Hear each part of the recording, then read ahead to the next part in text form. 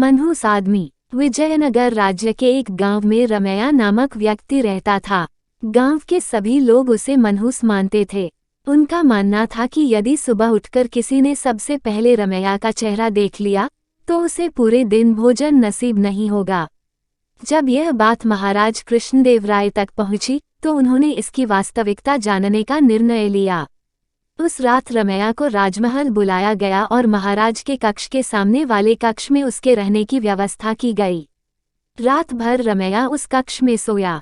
अगली सुबह महाराज कृष्णदेव सीधे रमैया के कक्ष में गए और उसका चेहरा देखा। दिन का प्रारंभ रमैया का चेहरा देखने के बाद अब महाराज को देखना था कि उनका दिन कैसा गुजरता है।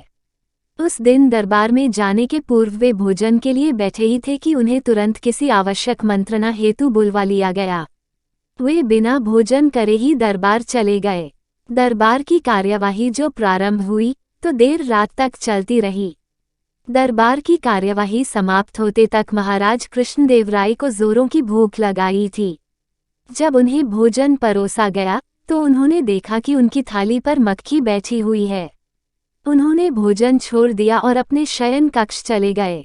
कुछ देर बाद रसोइया जब पुनः भोजन बनाकर लाया तब तक उनकी भूख मर चुकी थी। वे बिना खाए ही सो गए। अब महाराज को विश्वास हो गया कि रमैया मनहूस है। उन्होंने उसे फांसी पर चढ़ा देने का आदेश दे दिया। रमैया की फांसी की बात जब उसकी पत्नी तक पहुंची तो वह रोते रोते तेनालीराम के पास गई और उससे सहायता की गुहार लगाई। तेनालीराम ने उसे आश्वासन देकर घर भिजवा दिया। अगली सुबह जब सैनिक रमैया को फांसी पर लटकाने ले जा रहे थे तो रास्ते में उनकी भेंट तेनालीराम से हुई। तेनालीराम ने रमैया के कान में कुछ कहा और चला गया। इधर फांसी गृह पहुंचने के बाद सैनिकों ने रमैया से उसकी अंतिम इच्छा पूछी। रमैया ने कहा कि मैं महाराज को एक संदेश भिजवाना चाहता हूँ। एक सैनिक द्वारा वह संदेश महाराज तक पहुंचाया गया। संदेश इस प्रकार था, महाराज, सुबह सबसे पहले मेरा चेहरा देखने से किसी को पूरे दिन भोजन नसीब नहीं होता, लेकिन महाराज आपका मुंह देखने पर तो जीवन से हाथ धोना पड़ता है। बताइए ऐसे में ज्यादा मनहूस कौन है।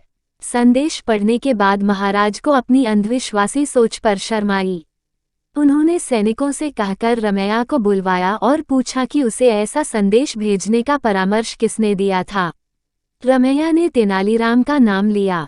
महाराज तेनालीराम की बुद्धिमत्ता से बहुत प्रसन्न हुए। उन्होंने रमैया की फांसी की सजा निरस्त कर दी और तेनालीराम को पुरस्कृत किया। इस तरह तेनालीराम की वजह से रमैया के प्राण बच पाए। सीख: अंधविश्वास से दूर रहना चाहिए।